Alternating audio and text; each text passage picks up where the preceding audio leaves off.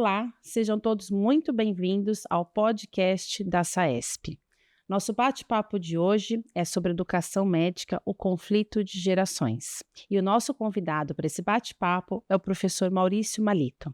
O Malito é diretor financeiro da SAESP e supervisor da residência médica da Santa Casa de Misericórdia de São Paulo e instrutor do CTVA, Centro de Treinamentos em Via Aérea.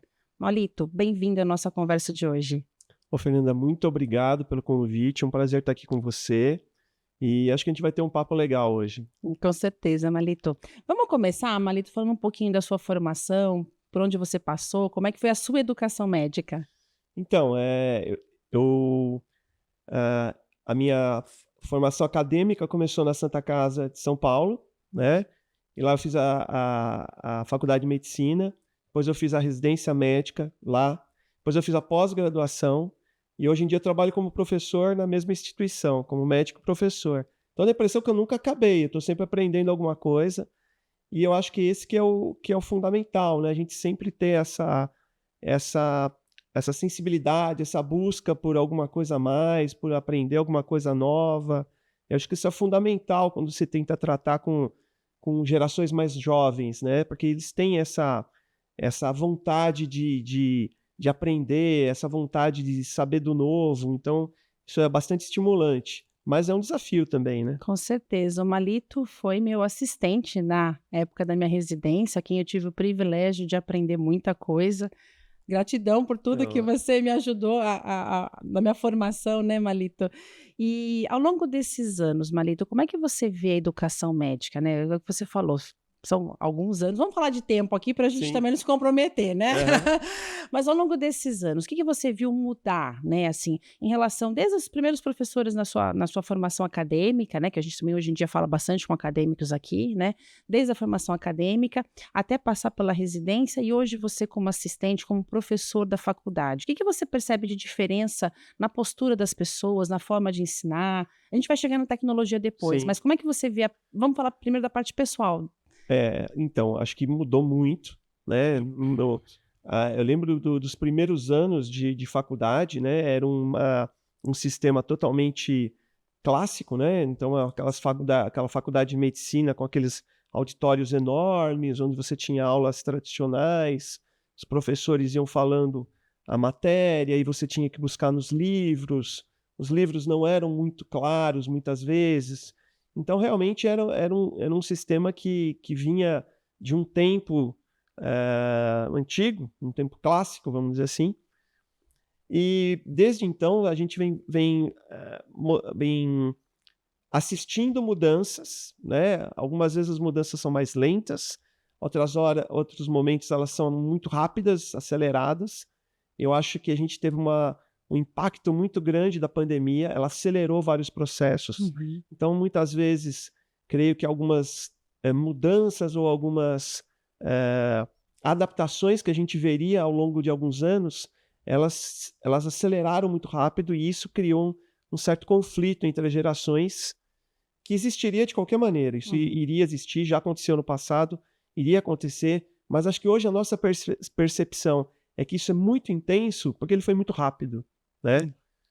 Eu acho que quando a gente olha, né, lá atrás, há 20, 30 anos atrás, talvez, o professor parece que ele estava num pedestal, né, para a gente chegar a ele, até para fazer uma pergunta, até para ter acesso, né, parecia que era uma coisa, era meio que um tabu, né, chegar ao professor, parecia que estava lá em cima. Hoje em dia a gente vê essa comunicação muito fácil, a gente dá muita voz para o aluno, para o estudante, né, até a forma, né, hoje em dia, esses novos métodos de ensino, né, que a gente vê, a gente joga um problema, né, coloca um caso clínico e faz o aluno ir buscar a solução, né, então a gente Uhum. ouve, né, ele primeiro para depois parece que a gente não está ali como uma pessoa para ensinar, a gente está ali para guiar, né, o aprendizado deles. Eu acho isso muito interessante, né, porque eu de verdade eu considero o aprendizado como uma coisa muito intrínseca, né, quando eu quero aprender eu vou atrás, eu vou aprender, não tem jeito, né, e se a pessoa não quer aprender, você pode pôr o melhor professor, a melhor escola, melhor material, melhor livro, né, mas aquilo não vai entrar e não vai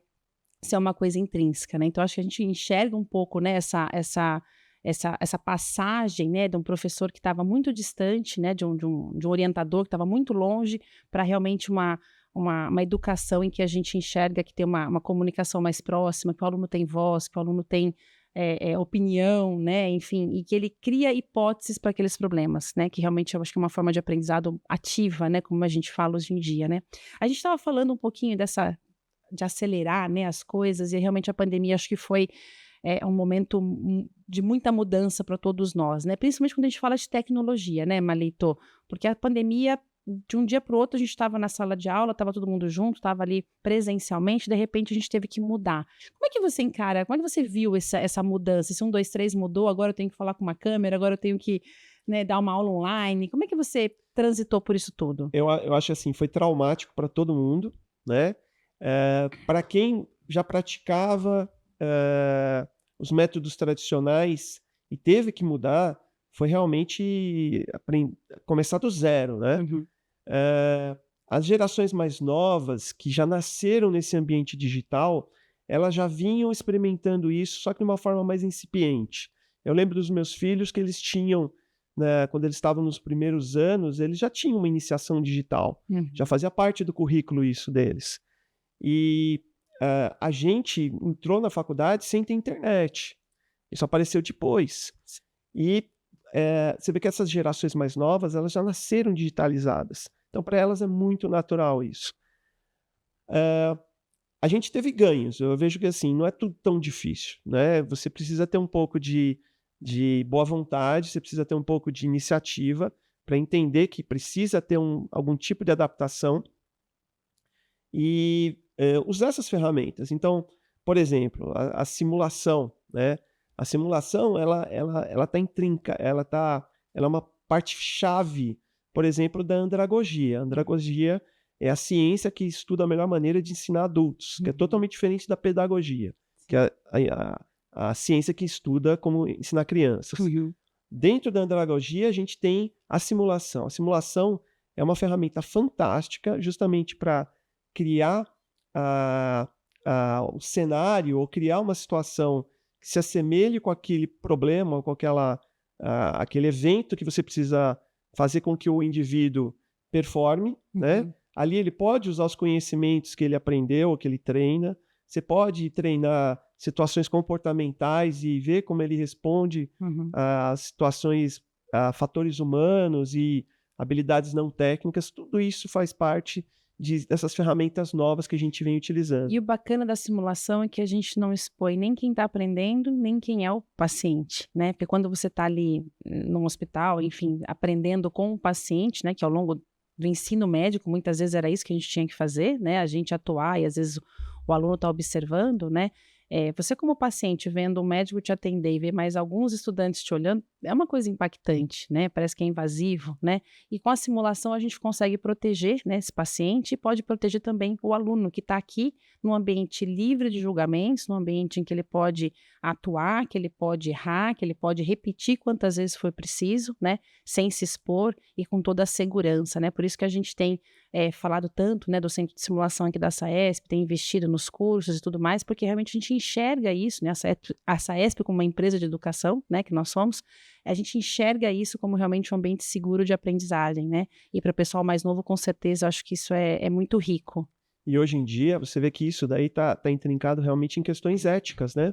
Então, talvez aquele formato de treinamento, aquele formato de ensino, ele não caiba hoje em dia justamente por questões éticas. Não é moralmente ético hoje você treinar numa pessoa, num paciente, sendo que você não tem a proficiência, não tem a habilidade, mesmo sob supervisão. Sim. Então, isso é uma discussão assim, que já está bem adiantada em relação a isso. Outra coisa interessante são realmente a tecnologia mais avançada, como a inteligência artificial, ChatGPT, que você vê que ele vem ganhando espaço muito rápido. As novas Na velocidade gerações... da luz, eu acho, né? Tem hora que outro dia eu recebi um WhatsApp, quais são as inteligências que tem? Eu fiquei olhando, eu passava. Eu falei, caramba, são muitas, né? Muitas. Absurdas, né? E a gente não entende direito como que elas funcionam. Sim. Você sabe o que cada uma faz, mas você não sabe como que você vai aplicar isso no seu dia a dia, né? E elas são muito bem aceitas pelas gerações mais novas, né? Que tem uma uma familiaridade, Uma facilidade mesmo, né? facilidade muito De fácil com interpretar isso, e de né? manejar, sim. As gerações mais antigas não têm isso. Eles têm muita dificuldade em aprender a utilizar essas E ferramentas. como é que nós vamos fazer com essa geração mais antiga? Porque isso aí chegou, isso aí tá aqui. Como é que a gente vai ajudar essa geração mais antiga a se comportar e entender tudo isso? Porque o pessoal mais experiente, né, tem muita coisa para ensinar, né? Claro. Tem muita lição de vida, tem muita, né, muita estrada, muito paciente visto, muito casos acompanhados. Então, assim, uma população muito rica para ensinar, mas por outro lado a gente também está nessa geração que não quer só, né, essa experiência, eles precisam receber essa informação de uma forma atrativa, né, de uma forma que desperte mesmo conhecimento, porque hoje em dia a comunicação deles é dessa forma, né, são vídeos rápidos, flashes de informação, cards de memorização. Como é que a gente vai transitar nisso tudo? Como é que você enxerga isso, Malika? Então, eu vejo que realmente a gente tem que chegar num equilíbrio, né? Porque apesar de você ter todas essas ferramentas, que elas são, que você falou, a velocidade da luz, uma boa parte, hoje em dia, uma boa parte delas não tem evidência confiável, Verdade. né? Eu posso te dar um exemplo. Uma vez eu fiz uma pesquisa no ChatGPT e pedi as referências bibliográficas. E ela me deu as referências bibliográficas de várias revistas diferentes. Aí eu fui verificar essa referência. Eu fui buscar o artigo na revista. Sim. A revista existia, o número da revista estava correta, todos os dados, o artigo não existia. Tá. Então, na verdade, ela inventou isso para justificar, para dar uma referência daquilo que ela estava digitalizando. Ou seja, mentiu, né? Então, isso ainda acontece. A gente não tem porque acho que ainda tem que ajustar, né? Tem que aprender como manusear e acho que a própria inteligência, como responder o que a gente precisa. A informação ainda ela é superficial. Então, se você fazer uma pesquisa muito grande, ela vai te ajudar, mas vai te dar uma informação superficial. E muitas vezes não é confiável. Então, essa que é a grande crítica. E o estilo mais tradicional, você tem uma coisa mais sólida, uma coisa mais confiável. A gente tem que chegar num equilíbrio, chegar num modelo onde você tem um embasamento teórico, um embasamento confiável e usar a tecnologia para realmente fazer esse conhecimento se espalhar, ele chegar mais rápido nas pessoas, usar como uma ferramenta para consulta rápida. Então eu vejo isso está aparecendo em alguns aplicativos, em algumas ferramentas realmente, que elas vão te dar essa informação mais confiável e com acesso mais rápido. Como a gente aprende a usar isso a nosso favor e principalmente em prol do paciente, né? Que acho que tudo gera em torno disso, né? Em relação aos currículos médicos, né? Acho que ao longo desses anos todos aí que a gente tem de formado, a gente tem visto bastante mudanças, né? Algumas disciplinas novas. Lá na Santa Casa, como que essa transição tem acontecido de novas disciplinas, enfim? Então, as novas faculdades de medicina, elas já nasceram com um currículo diferente, né? E as faculdades mais antigas, mais centenárias, né, como lá, elas tiveram que aos poucos ir se modificando. Então, a gente vem mudando o currículo acadêmico. E a grande novidade, assim, eu penso, são você fazer uma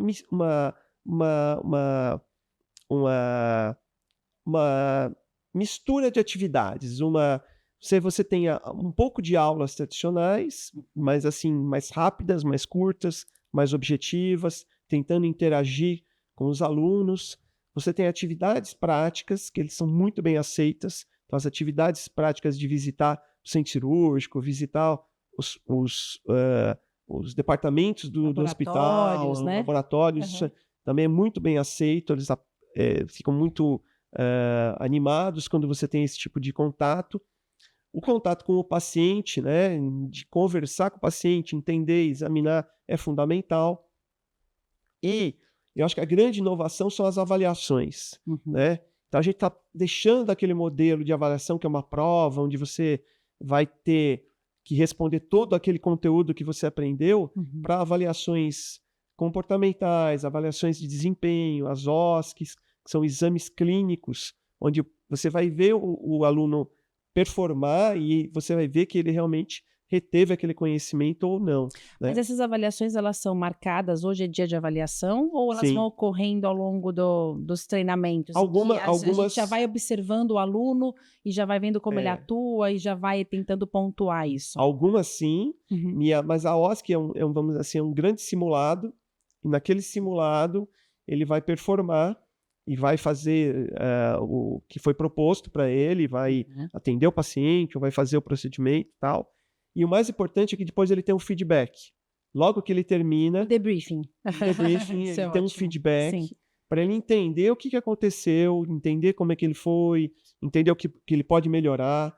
Então eu vejo que isso daí realmente é uma coisa que mudou. Porque na nossa época, né, podemos falar assim, Sim. a gente fazia a prova, né, marcava o X ou respondia ali uma questão escrita, fazia um texto dissertativo, alguma coisa, era errado ou certo, sua nota está aqui, você, nossa, se eu tirei 10 é que eu acertei tudo, se eu tirei 8 mais ou menos, 6, 5, 4, enfim, né? Mas eu acho que essa cultura do debriefing, né, muito mais do que uma nota, do que um valor, é muito importante. Isso não só durante a nossa aprendizado, mas também durante os nossos trabalhos, atendimentos, né? Não é incomum, às vezes, diante de um caso mais grave que a gente tem, né? Ao finalizar o caso, entregar o paciente, né, na UTI estável, enfim, a gente reunia a equipe e falava, vamos fazer um debriefing do que a gente fez aqui, o que foi certo, o que foi, né, podia ser melhorado, enfim, né? Então, acho que essa cultura, né, desse feedback é uma coisa que tem crescido cada vez mais, né? A simulação prioriza isso, a gente faz um atendimento na simulação e faz o debriefing na sequência, e aí nesse contexto, então, acho que realmente fica, né, os pontos positivos, os pontos fortes e os pontos que a gente sempre tem para melhorar, né. Uma coisa que às vezes eu acho que ainda sinto um pouco falta no currículo, na formação médica, né, é a questão da gente, essa parte comportamental mesmo, né. Eu lembro que a gente sempre foi, né, ensinado a salvar pessoas, né, então a gente, né, investe, ressuscita, enfim, faz, né, tudo para a gente ter aquele paciente vivo com a gente, né, mas nunca, na minha faculdade, por exemplo, eu tive uma aula de más notícias, né, como que eu falo com a família que aquele prognóstico está reservado, né, ou, por exemplo, nunca tive uma aula de comportamento de equipe, né, de liderança de equipe. Você acha que isso é importante, ter no currículo uma disciplina que fale sobre comportamento, sobre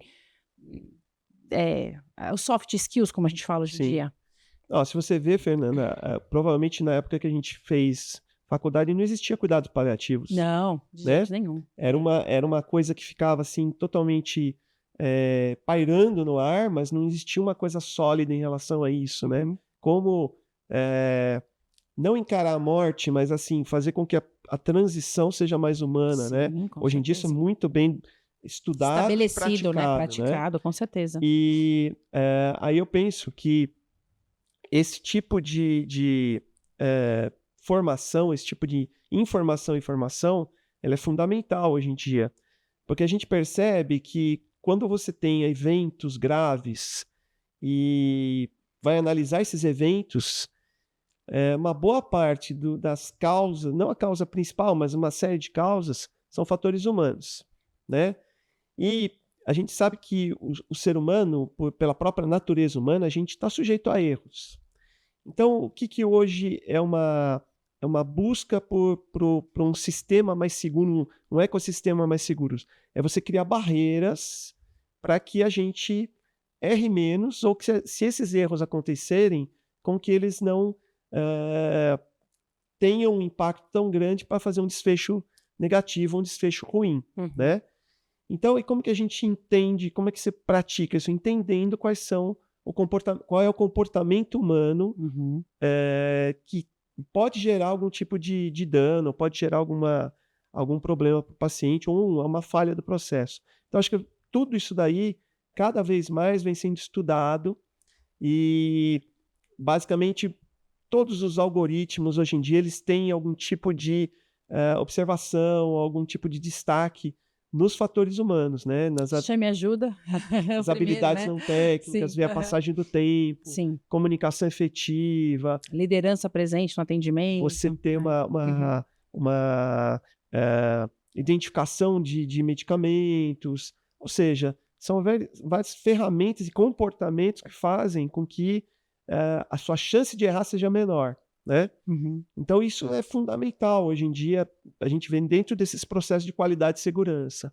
Então, a gente tem que começar isso lá atrás, né? Desde o 0 minuto, nos processos realmente de educação, Uhum. que a gente tenha profissionais que já estão habituados, vivendo isso no dia a dia, né? No dia a dia, é. Mas eu não sei, tem hora que eu acho que eu sinto falta, assim, de uma matéria na grade curricular, sabe? Não sei qual seria o nome disso, mas realmente uma disciplina, talvez até ministrada por psicólogos, enfim, né? Talvez uma outra área, né, que ajudasse a gente. Porque realmente é isso que você falou, né, Malito? Não é erros, acho que o comportamento, né, ele pode influenciar muito positivamente ou negativamente no paciente, né? Até as nossas questões pessoais, né? Às vezes eu passei por algum estresse traumático no passado e de repente eu estou vivenciando esse mesmo estresse com o paciente. O que eu transfiro para esse atendimento, né? Em qual momento eu consigo separar ou não as coisas, né?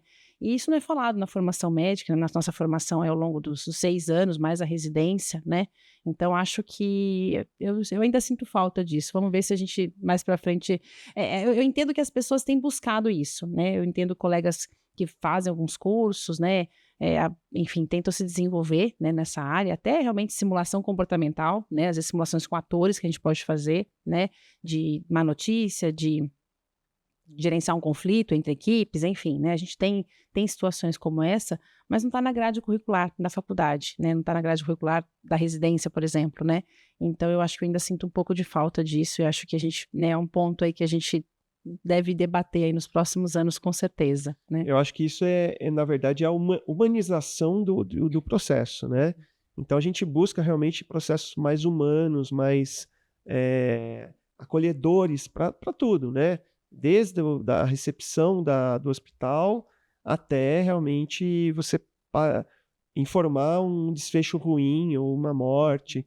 Então, tudo isso são processos. Esses processos, eles eram muito técnicos no passado e a gente percebeu que isso é ruim. Então, a gente está procurando que eles sejam mais humanos. Mas ele precisa ter um link entre os dois, ele precisa ter um caminho entre os dois para que a coisa flua de uma maneira mais fácil e mais reprodutível. Uhum. Então, eu concordo com você, eu acho que esse vai ser o futuro, vai ser uma medicina cada vez mais humana, cada vez mais pensando tanto no médico como no paciente. Que o né? médico às vezes é a segunda vítima, né? Pois A gente é, sempre fala disso. pois é, né? É. Então, a gente nossa sabe o saúde quanto isso mental impacta. também, né? A gente sabe quanto isso impacta o desempenho, quanto isso traumatiza o profissional. Colegas que abandonaram a profissão por conta de um evento adverso grave. E eu acho que isso é o caminho que a gente está seguindo. Não é fácil, né? Muita gente estudando isso. Não é tão fácil implantar. Mas eu vejo ali uma mudança. Eu acho que existe uma mudança. Eu acho que ela está progredindo. A gente está tentando esperar um pouco para ver os frutos que isso vai dar no futuro. Da mesma forma como a gente às vezes conversa como se comunicar, né? Então, também sinto falta disso na grade, né, curricular, né? Como que eu chego num congresso e passo o meu conhecimento, né? Qual é a postura que eu tenho que ter? Como que a gente organiza uma aula? Como que a gente, né, prepara? Às vezes a pessoa tem um conteúdo absurdo de conhecimento, né? E aí, às vezes, quando você pede para que essa pessoa compartilhe esse conteúdo, ela não consegue se organizar, não consegue se expressar, não consegue verbalizar, né, tudo aquilo que ela sabe, e a gente às vezes acaba perdendo aí, né, uma grande chance de aprender. Então, são pontos que eu acho que quando a gente fala de educação médica, a gente sente aí um pouco de gap, né? Mas que felizmente a nova geração tem trazido isso, né? Porque quando a gente conversa, tenho filho em idade escolar, você também, né? Tem aula de teatro na escola. Por que tem aula de teatro? Não é para ser atriz, né? É para ser ator, né? É para quê? É para se comunicar. É para saber subir lá na frente, falar, né? Saber se expressar, saber ter postura, saber, né? Enfim. Então, eu acho muito interessante que essa geração parece que ele já vem com esse chip embutidinho, mas a nossa geração aceleramos com a pandemia, como a gente tem falado, né? A gente tem aprendido bastante com isso, mas eles já vêm acho que mais prontos em relação a isso, e por isso que esse choque de gerações que a gente tem tido, né? Assim, choque, não sei se é a palavra certa, mas essa interface de gerações, né? Um está aprendendo muito com o outro, né, Malito?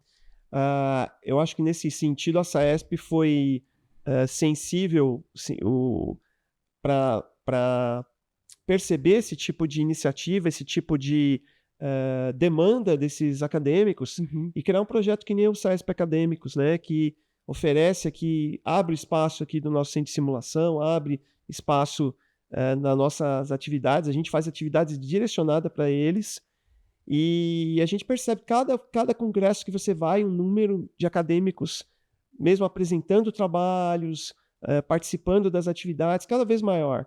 Então você vê que realmente eles têm uma curiosidade muito forte, eles têm uma energia muito intensa, a gente só precisa realmente direcionar isso, né? Trazer eles mais próximos, e eu vejo esse projeto como o SAESP Acadêmicos bem interessante em relação a isso. Nesse último Copa teve um número bem expressivo de acadêmicos, né? Então foi bem interessante mesmo eles estarem se aproximando da sociedade, né? E esse é o nosso grande desafio, né? A gente se comunica com essa geração mais nova, que ainda é acadêmico, mas a gente se comunica também com aquele sócio que é remito, né? Então a gente transita por todas as idades, por todas as gerações, e acho que nesse contexto a gente tem essa questão de manter um pouco a tradição, mas sem perder as oportunidades de inovar, né? Então, o centro de simulação, as aulas, né, que a gente às vezes faz formatos diferentes, os workshops, o webinar que a gente tem feito, né? Então, alcança não só as pessoas de São Paulo, mas o Brasil todo que podem assistir, podem participar. Então, acho que nesse contexto a gente tem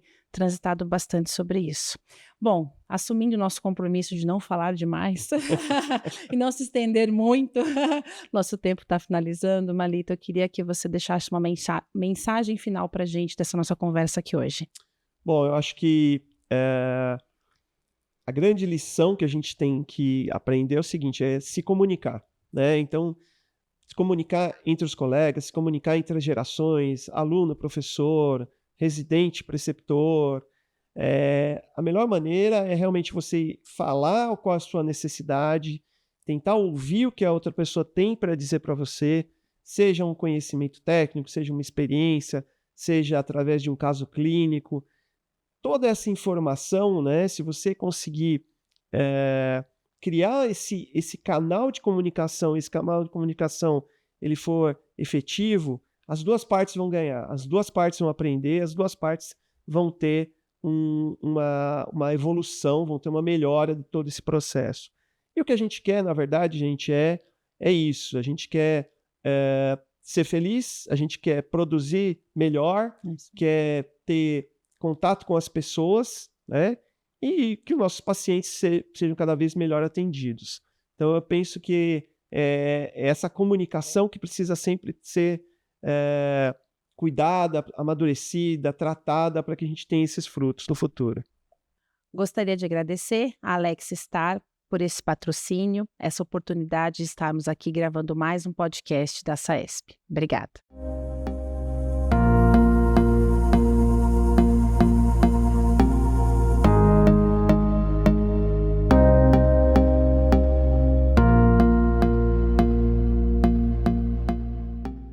Bom, Malito, fechou com chave de ouro. Obrigado, Fernanda, foi um prazer. Sensacional, acho que é tudo isso que você disse e exatamente isso. A gente quer ser feliz, a gente quer se comunicar, a gente quer ter boas pessoas em volta, né? Todas com o mesmo bom pensamento e a mesma força para fazer o melhor pelo paciente e para a gente também ficar bem com o nosso trabalho e se realizar.